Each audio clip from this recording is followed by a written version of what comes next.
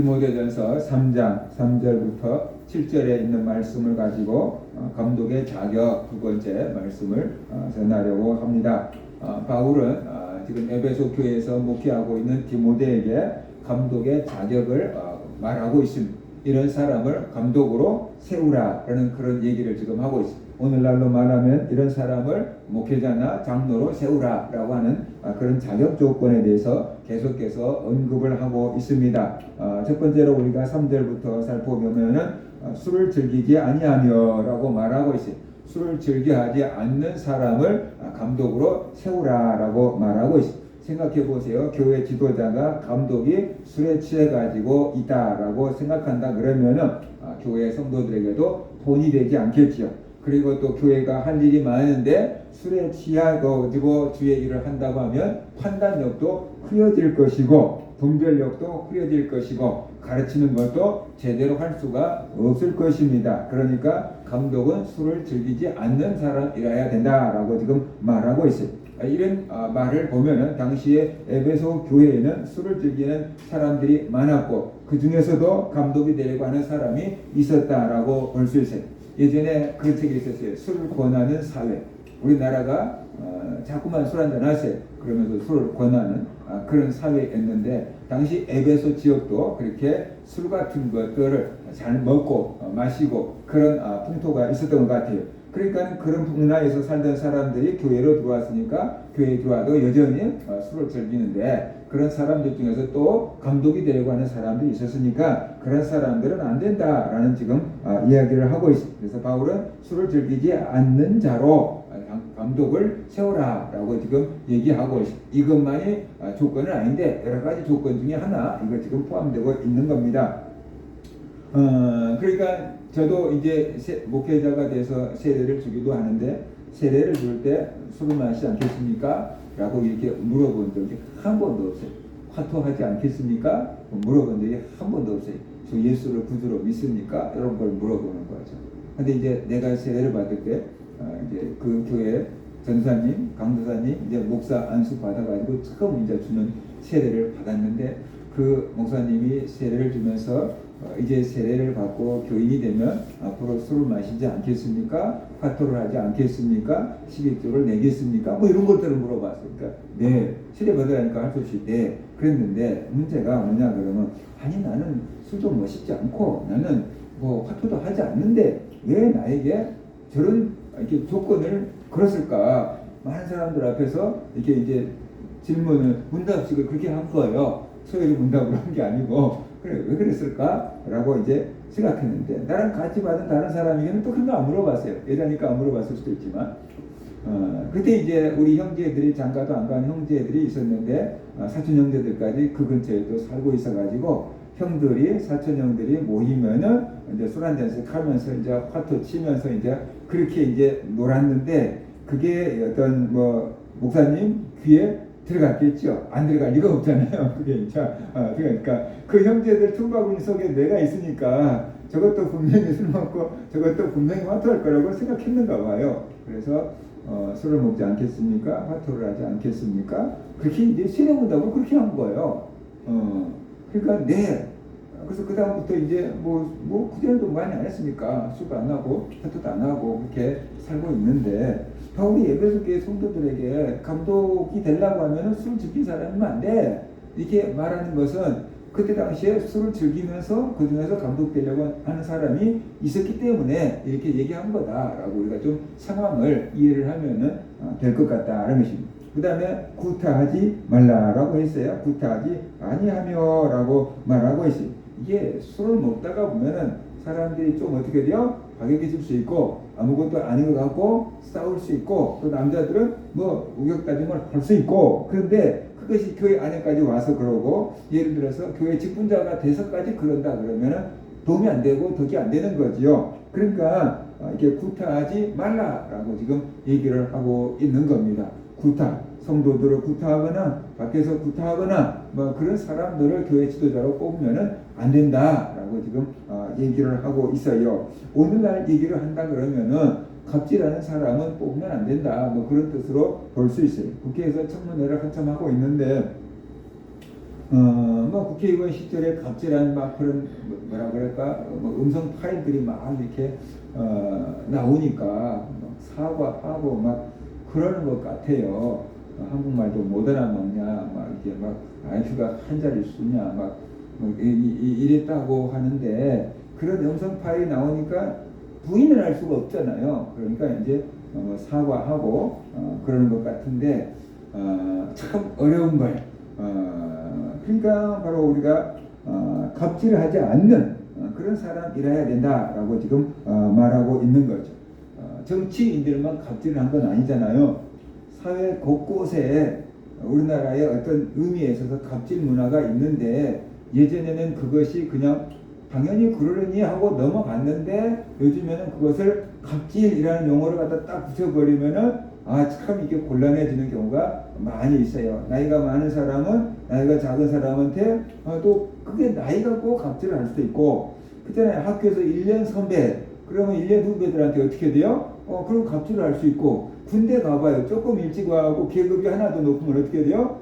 하나 더 낮은 사람한테 갑질을 하고 그죠? 아마 이런 일이 이루어지고 회사도 마찬가지. 조금 더 일찍 들어온 사람과 후배, 직급이 높은 사람과 낮은 사람 뭐 그런 거, 뭐 친척들 모임에 가면 또 학렬이라는 게 또 있잖아요. 그래서 뭐 학렬이 뭐 높은 사람과 낮은 사람 뭐 그런 것들이 사회에 만연하게 지금 우리 있는데 그런 것들이 갑질이다라고 하면은 또 그렇게 이제 바뀌어 버리는 거지요. 그래서 우리가 그런 풍습에 물들어져 있을지라도 이제는 그런 것들을 좀 끊고 주의를 할 수 있는 해야 되는 그런 시대가 되었다라는 것이. 그래서 교회에서도 그런 세상의 문화에서 살아오니까 교회에 들어와도 나이 때문에 네가 어리니까 그 다음에 교회도 직급으로 생각한다 그러면 내가 네보다 직분이 높으니까 뭐 내가 또 네보다 이 교회를 오래 다녔으니까 내가 네보다 신앙생활을 많이 했으니까 뭐 이런 걸로 인해서 우리가 성도들에게 또 갑질을 할 수도 있거든요. 그러니까 그 텃세라고 할 수 있죠. 텃세를 부릴 수도 있는 거예요. 그래서 그런 것들을 하지 않는 사람이라야 한다라고 지금 말하고 있는 것이. 그래서 직접 주먹 다짐으로 하는 구타도 말할 수 있지만 또 갑질이라고 할 수 있는 그런 것들도 하지 않는 그런 사람이 장로가 되어야 된다라는 것을 우리가 볼 수 있어요. 직접 주먹 다짐을 한 사람들은 뭐 우리나라에는 많지는 않겠지요. 그런데 그 말로 이제 그렇게 막 짓누르려고 하거나 직분으로 나이로 막 짓누르려고 하는 경우들도 있지 않겠습니까?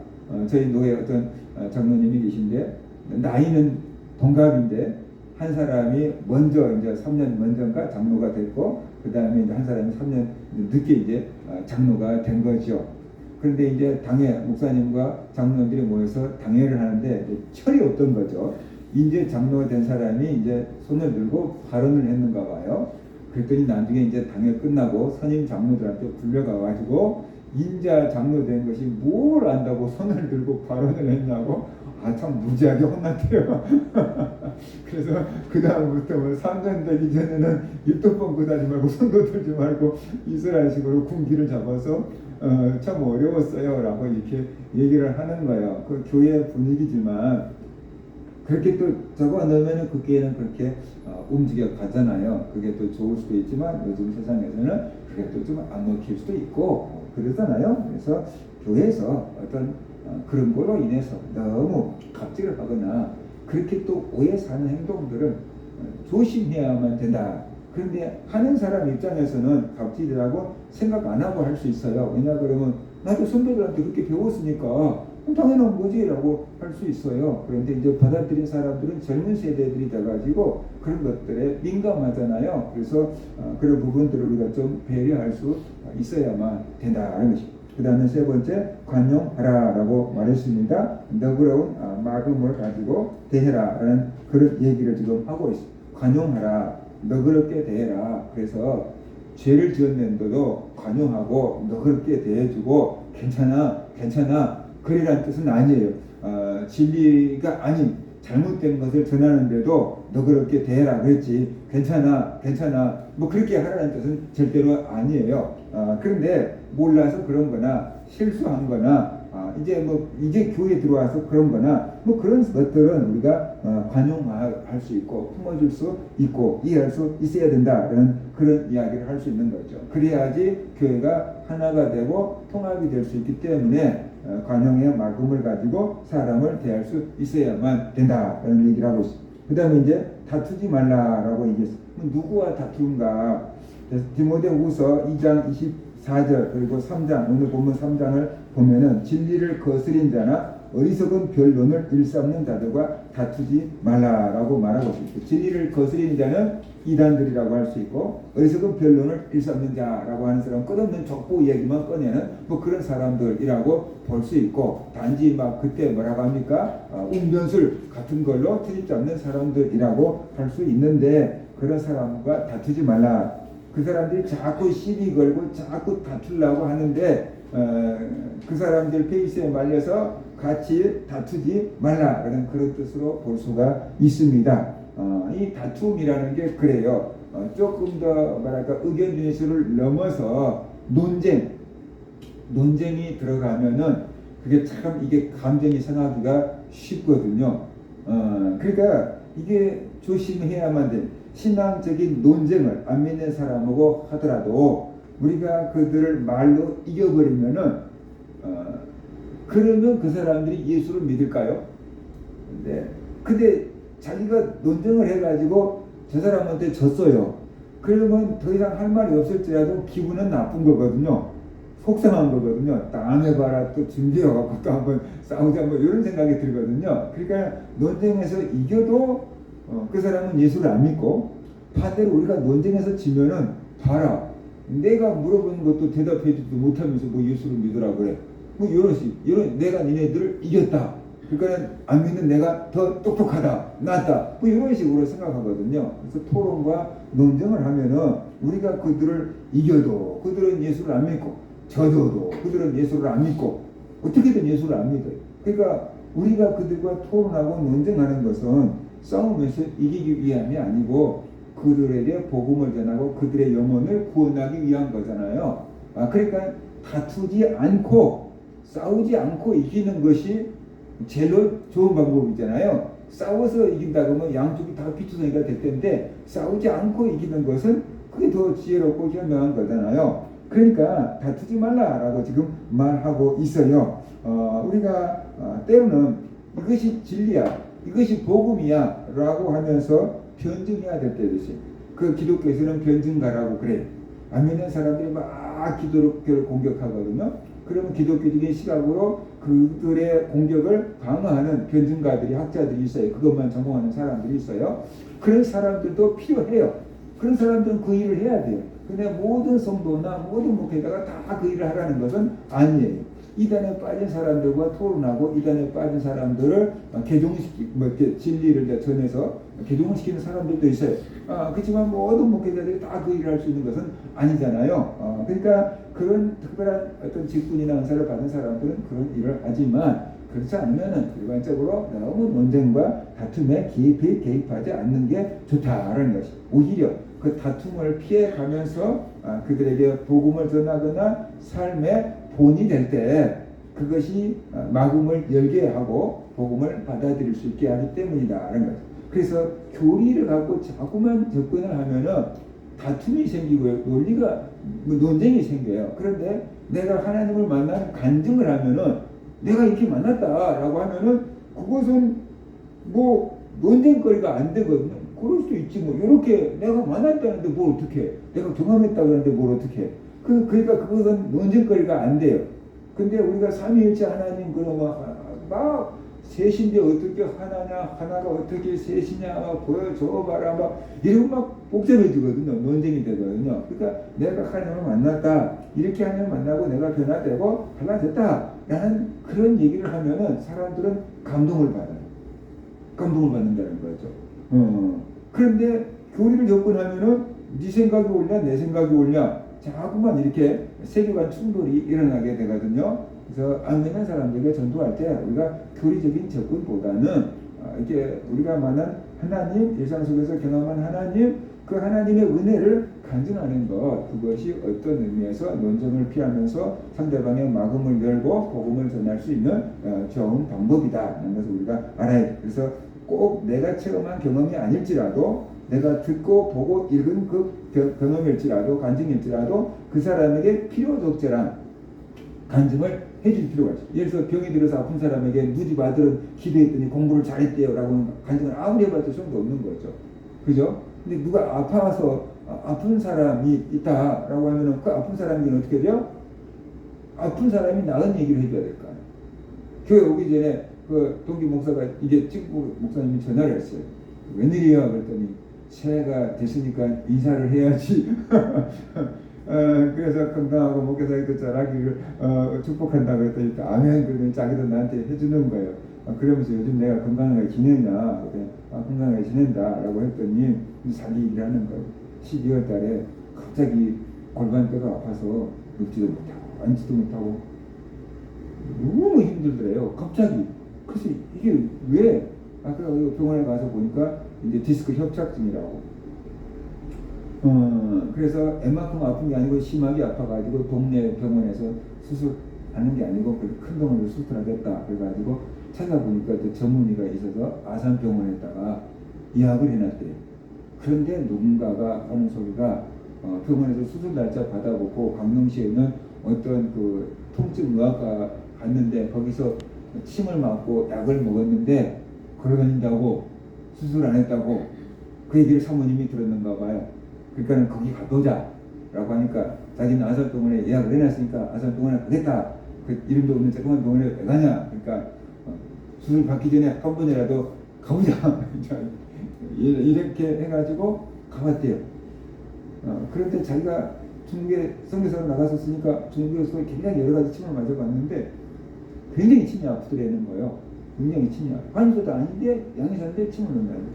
굉장히 침이 아픈데 한 번 맞고 두 번 맞고 그러니까 굉장히 나와줘서 지금 활동하고 별로 불편하지 않대요. 한 번 더 오라 그래서 오늘 가는 날인데 너무 추워서 못 갔다고 그러면서 날 보고 많게 돼서 이제 8일날 이렇게 노예 모임이 있는데 그때 만날 수 있게끔 해달라고 기도하라고 내가 기도해보면 김 목사가 기도하는지 안 하는지 다 알아. 그러면서 기도하라고 막 협박을 하는 거예요.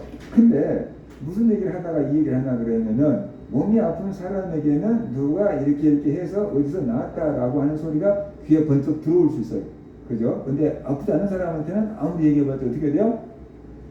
그래서 내가 야 어디 병원인지 다음 주에 가갖고 명함 찍어갖고 나한테 보내. 우리 장인어른 허리가 아픈데 디스크 협착증인데 한번 생각해보게. 예.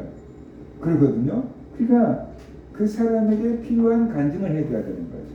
그 사람하고 상관없는 간증을 하면 아무리 봐도 소용없잖아요. 나에게 없다 그러면 내가 들었던 그런 간증들이라도 그 사람한테 해주면 마음을 열 수 있게끔 된다는 것이. 그 다음에 이제 5번째로 돈을 사랑하지 않아야 된다라고 말하고 있습니다. 이 세상에서 돈을 사랑하지 않는 사람이 있겠습니까? 뭐 있을 수는 있지만 많지는 않겠죠. 그죠? 어린 아이들도 돈을 알기만 하면 어린 아이들도 돈을 좋아하잖아요. 거의 모든 사람들이 돈을 좋아해요. 예수님 당시 때부터 그랬어요. 그러나 지도자가 돈을 사랑하면은 어떻게 되겠습니까? 뇌물을 받게 되고 뇌물을 받게 되면은 눈이 어두워져서 공평한 판단을 할 수가 없게 되는 거죠. 그죠? 그렇기 때문에 지도자에게는 뇌물을 받지 말라라고 성경은 말씀을 하고 있어요. 출애굽기 23장 8절을 보면은 너는 뇌물을 받지 말라. 뇌물은 밝은 자의 눈을 어둡게 하고 의로운 자의 말을 굽게 하느니라 라고 말하고 있어요. 돈을 사랑하게 되면은 받지 말아야 될 돈을 받게 되는 거고 그렇게 되는 거예요. 돈을 사랑함이 일만하게 뿌리가 된다 그랬잖아요. 정당한 돈은 나쁜 게 아니에요. 근데 돈을 사랑하다가 하면은 그 안 좋은 돈도 막 받게 된다. 아니면 받게 되는 게 아니고 뺏을 수도 있는 거죠. 힘 있고 권력 있는 사람은 뺏을 수도 있는 거죠. 그래서 교회 지도자가 돈을 사랑하게 되면 어떻게 됩니까? 여러 가지 유혹과 죄에 빠질 수 있고 교회가 혼란스러워질 수 있고 하나님의 영광을 가릴 수도 있다라는 것이. 그렇기 때문에 돈을 사랑하지 않는 자를 감독으로 세우라. 예전에 그런 게 신문에 나왔어요. 교회가 빚을 내서 건축을 했는데 그 빚을 갚지를 못하니까 경매에 넘기고 팔라고 한 거예요. 그랬더니 누가 와서 사냐 그러면 이단에서 와서 그 교회 건물을 사겠다라고 하고 그 교회를 팔겠다고 한 거예요. 그러니까 한국 교회에서 논란이 된 거죠. 어떻게 목사님이 목사 양심을 가지고 건물을 교회를 파는데 이단한테 파냐? 그렇게 한 거예요. 그런데 또 그쪽 입장에서는 그런 거죠. 우리가 이게 건물을 지나고 융자를 받았는데 융자를 갚지 못해서 교회가 경매에 넘어갈 판국인데 그쪽에서 경매에 넘어간 것보다 많은 돈을 준다고 하니까 우리는 이걸 받아야지 그 이제 그 빚을 갚을 수 있으니까 우리는 여기다 판다.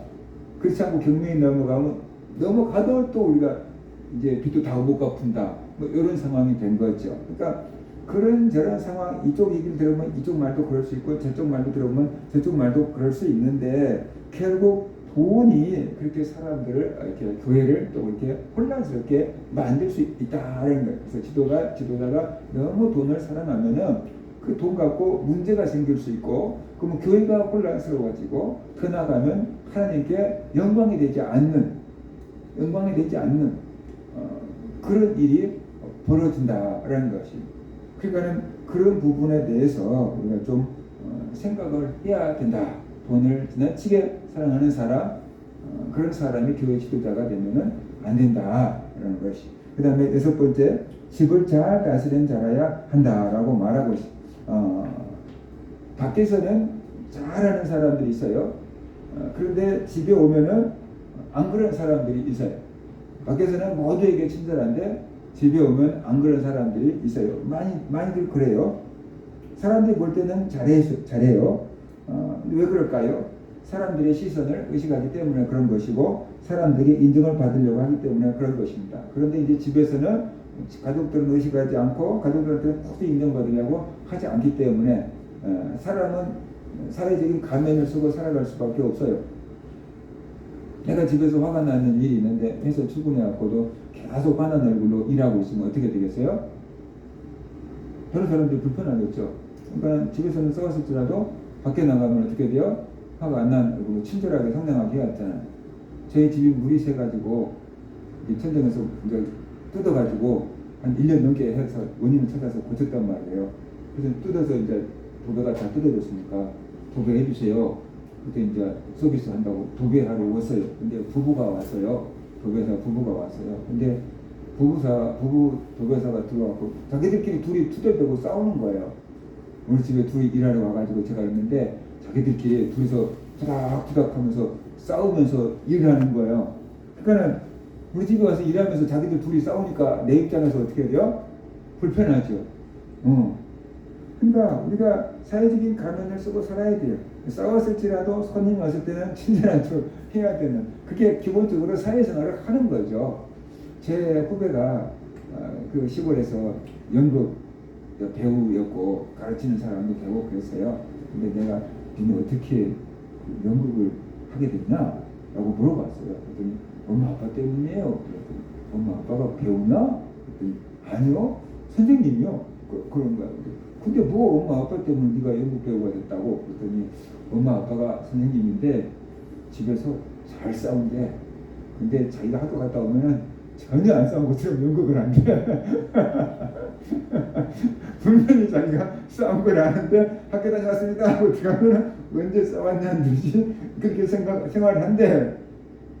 그러니까 확 달라져서 생활하는 거 아니에요. 그것을 보고 자라서 자기가 연극을 잘한다고 그렇게 얘기를 하는 거예요. 엄마 아빠가 연극을 참 잘해요. 그래서 내가 연극 배우가 됐어요. 그렇게 얘기를 하는 거예요. 어느 정도 우리는 그렇게 살아가는 것이 지혜롭게 사는 것이고 잘 살아가는 것이에요. 그런데 왜 밖에서의 삶과 집에서의 삶이 다르냐? 그것은 인격이 변화되지 않았기 때문에 그럴 거예요. 인격이 변화되지 않았기 때문에. 인격이 변하는 게 아니고 처세술에 능한 거예요. 처세술. 밖에 나가도 그 상황에 맞게끔 처세술을 잘하는 거예요. 근본적인 인격이 바뀐 게 아니고 처세술이 잘하는 거예요. 예를 들어서 얼굴이 근본적으로 바뀐 게 아니고 화장으로 잘해놓은 여자들 있자고, 중국 여자들 보니까 언뜻 안고 유튜브 봤는데 이렇게 호박처럼 생긴 여자가 이렇게 뭐라 그래야 돼? 양귀비처럼 변신하는 그 동영상이 이렇게 있더라고요. 그러니까 분명히 똑같은 여자인데 막 테이프 갖다 붙이고 뭐 갖다 붙이고 막 화장하고 막 하는데 이 사람이 딴 사람으로 딱 바뀌어요. 이렇게. 근데 화장 지우면 본 얼굴로 돌아갈 거 아니에요? 그것처럼 처세술이 이제 뛰어난 거예요. 근본 인격이 변한다 그러면 집에서도 달라지고 밖에서도 달라져야 되는데 그렇지 않았기 때문에 그런 거다 하는 거죠. 교회 지도자가 되려면 자기 집을 잘 다스려야 된다라고 이렇게 말하고 있습니다. 그래서 자기 집도 다스리지 못하면 어떻게 교회를 다스리겠느냐라고 말하고 있습니다. 자기 집을 잘 다스린다는 게 뭐냐 그러면요, 자녀들로 모든 공손함으로 복종하게 하는 자라야 한다라고 말했습니다. 자녀들이 부모의 말에 공손하게 복종하게끔 자녀들을 사랑으로 가르치고 양육한 사람이라야 교회 지도자가 되면 좋다라고 지금 말하고 있는 것이. 성경에도 보면 하나님의 일에는 참 성공했는데 자녀 양육에는 실패한 사람이 있잖아요. 사무엘 선지자 같은 사람, 그렇죠? 다윗 같은 사람도 그렇다고 볼 수도 있는 거고요. 엘리 제사장 같은 경우도 그럴 수도 있는 거고요. 우리나라 한국교회도 그런 사람들이 있어요. 자기는 목회를 잘했는데 자녀들은 그렇게 또 신앙이 신실하지 못한 그런 경우들도 종종 있어요. 그런데 아무튼 이 장로가 되려 그러면 집을 잘 다스려야 된다. 그런데 그 집이 뭐냐 그러면 자기 자녀들이 공손하고 부모님의 말씀에 순종할 수 있도록 가르치고 양육하는, 그렇게 할 수 있는 사람이어야 된다라고 지금 말하고 있어요. 왜냐 그러면은 가정과 교회가 그만큼 비슷하다라는 얘기를 우리에게 지금 하고 있는 거죠. 가정과 교회가 그만큼 비슷한 구조로 돌아가기 때문에 그렇게 말하고 있는 겁니다.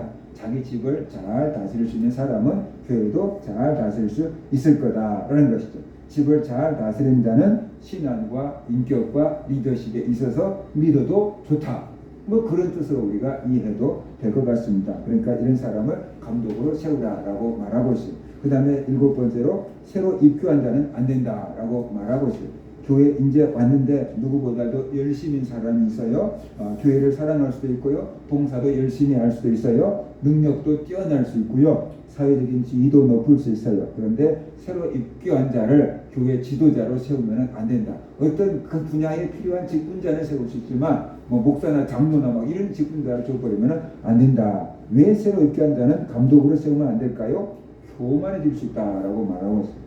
그래서 사탄의 뒤를 따를 수 있기 때문에 새로 입교한 자를 감독으로 세우면 안 된다. 사탄이 타락한 근본 이유는 교만 때문이잖아요. 그러니까 교회 새로 입교한 사람에게 교회에 중칙을 맡겨놓으면 교만해서 사탄처럼 쓰러질 수 있다.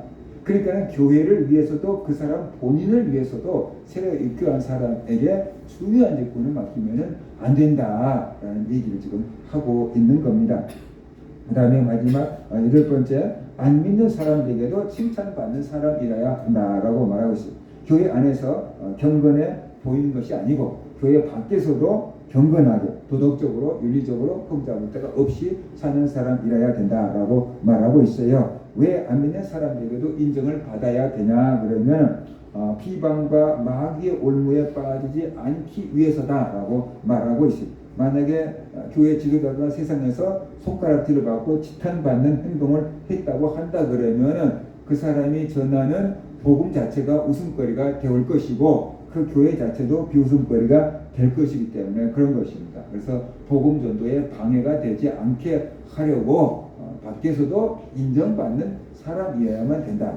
예전에는 막 엉망진창으로 살았을지라도 그 사람이 예수님을 믿고 변화가 됐으면 그건 가능하죠. 근데 지금 그 해결이 안 됐다 그런다 그러면 그러면 세우면은 안 된다는 것입니다.